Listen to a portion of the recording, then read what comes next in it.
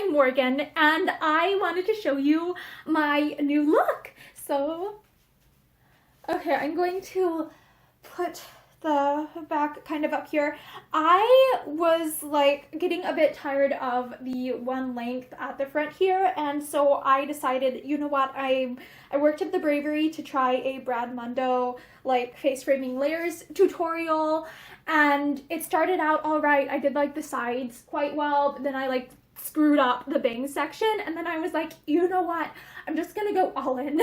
And I did like the really thin wispy bangs, which I have wanted to try for a bit now.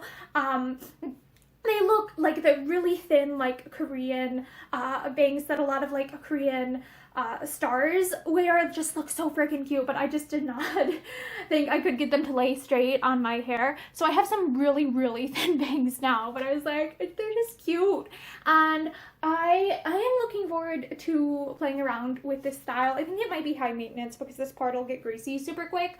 But I think this will be amazing for like curling these sections to do like Regency hair, because it's just so like, I think it'll add a lot to that look. The downside is that this style will not work well for like Edwardian or like 1840s, 1850s, 1860s. So, and I like to do a lot of historical hairstyles for every day. But yeah, I wanted to show you this. Here's what it looks like kind of from the sides, from the front.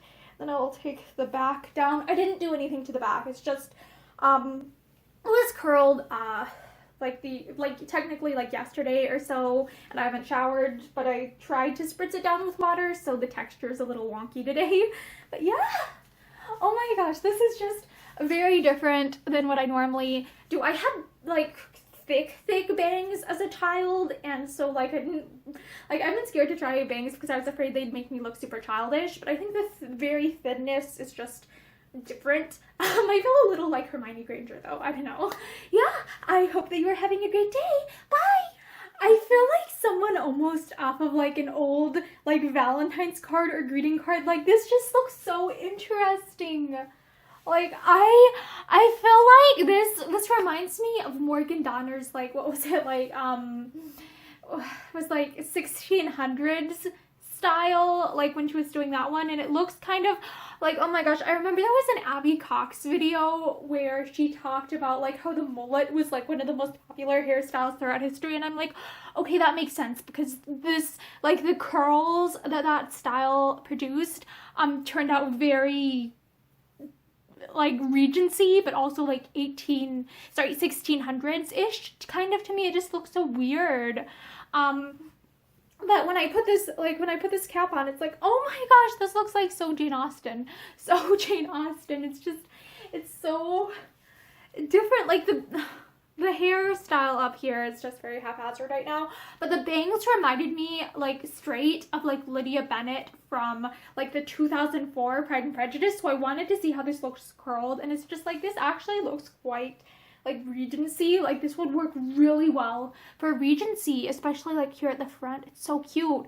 But I was having the issue where when I was doing Regency, it kind of looked more 1920s with the flat style, and so curled, like, I think this actually is going to work really well for that. And then I will show you long too. I didn't bother recurling the back of my hair. It's very like haphazard, disheveled.